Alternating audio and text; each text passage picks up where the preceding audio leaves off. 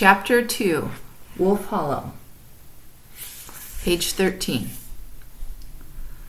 I thought about that snake as I stood on the path out of Wolf Hollow, Betty waiting ahead of me. The hair on the back of my neck rose up, and I felt a distant kinship with the wolves that had died here. Betty was wearing a gingham dress and a blue sweater that matched her eyes, and black leather shoes. Her yellow hair was pulled back in a ponytail. On the whole, but for the expression of her face, she looked harmless. I stopped when I was still 10 feet away from her. "Hey, Betty," I said. I held tight to the book, cradled in my right arm. It was a history book that was so old it didn't even count Arizona as a state, but it had some good heft to it, and I thought maybe I could throw it at her if she got too close. My lunch pail wasn't heavy enough to be much good, but I gave it a little swing with my left hand so she'd see I wasn't completely unarmed. "What kind of name is Annabelle?" She had a deep voice, almost boyish. She looked at me steadily, her head down like a dog's when he's thinking about whether or not to bite. She was half smiling, her arms limp at her sides. She cocked her head to one side. I shrugged. I didn't know what kind of name I had. "You're a rich girl," she said. "It's a rich girl's name."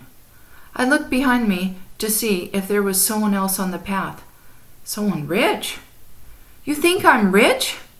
It had never occurred to me that I might be considered rich, although my family was an old one that had given land for the church and the school and still had enough left for a good-sized farm. My ancestors lay beneath the finest headstones in the graveyard, and our house was, in fact, big enough for 3 generations that now lived there, albeit cheek by jowl. We had running water. A couple of years earlier, Mr. Roosevelt had sent us the electric, and we'd had the wherewithal to wire up the house. We had a telephone mounted on our sitting room wall, which was still regarded as something as a miracle. Moreover, we did eat at Lancaster's in Sewickley maybe twice a year.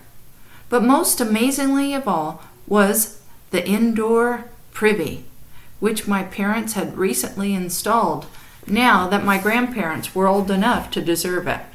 But we were not rich. "You got a purple window," Betty said. I didn't know what she was talking about until I remembered the lilac glass in our front hall window, one of the things I loved best about our house.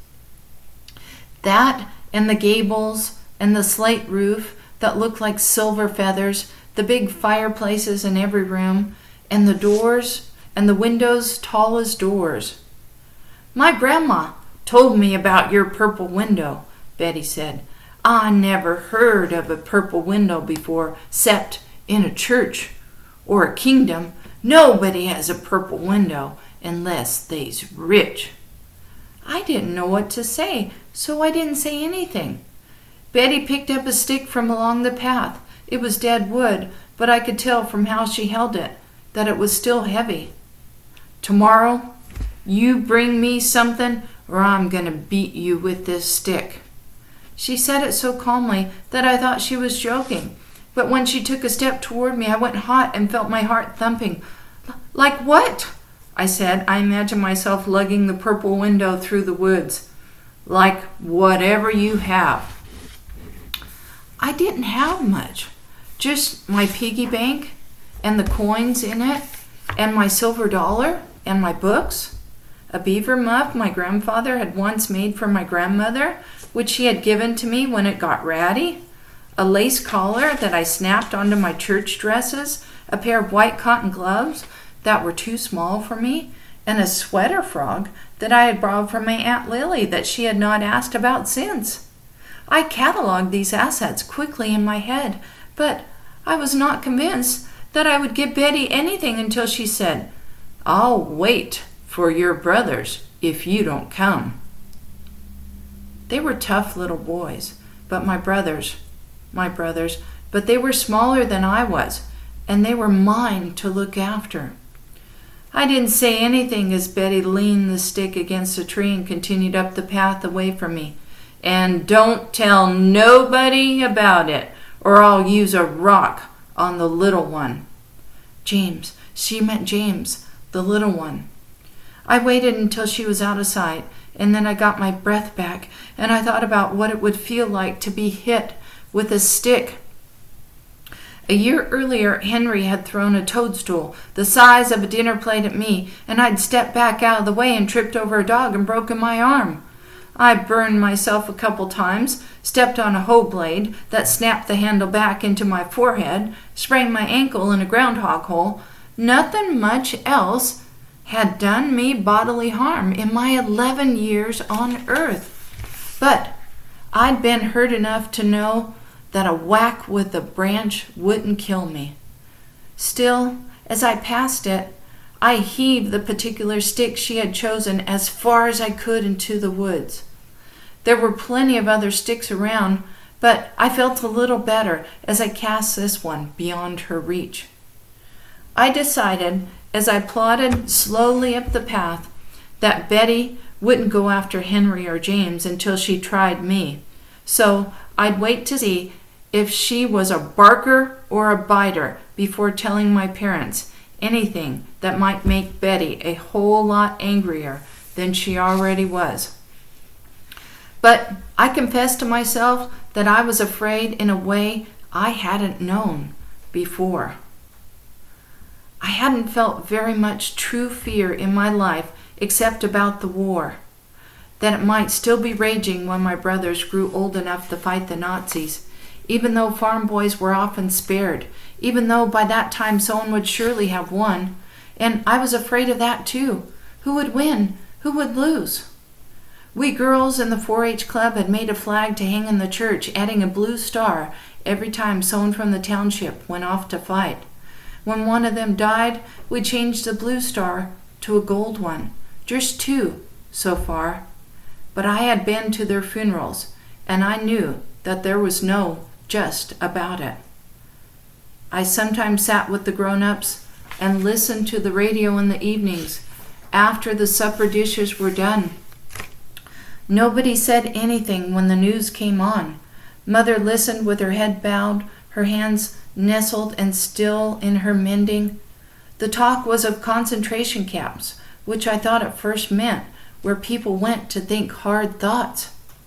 "I do wish they were that," my father said, "but they're not, Annabelle. They're prisons for people Hitler doesn't like." I had a hard time in imagining why Hitler disliked so many people. "Who does he like?" I asked. My father thought about the answer. "People with blonde hair and blue eyes," he said, which made me glad I have hair that was brown. Eyes, too.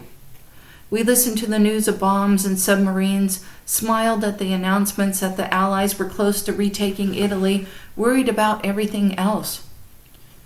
Everything else. "No need to be afraid, Annabelle," my mother said, running her hand down my back. But I was. I wasn't afraid of my mother, though, despite how hard she could sometimes be. She had forgotten what it felt like to ride up in a swing into the sky, to stop hoeing at the first sign of a blister, to expect anything to be easier than it was. She had been 17 when she'd had me, was only 28 the year I learned how to lie, not much more than a girl herself, in charge of 3 generations and a good bit of farm work too. But even when she was most impatient with me, I did not fear her. Nor was I really afraid of my Aunt Lily, though she could be alarming, a tall, thin, ugly woman who might have been handsome as a man. Aunt Lily spent her days working as a postmistress and her nights praying and reading from her Bible and practicing dance steps in the small patch of floor at the foot of her bed. She sometimes invited me into her bedroom to listen to Peter and the Wolf on the phonograph. And now and then she put a penny into the china piggy bank she had given me. But her big square teeth and her feverish devotion to God frightened me.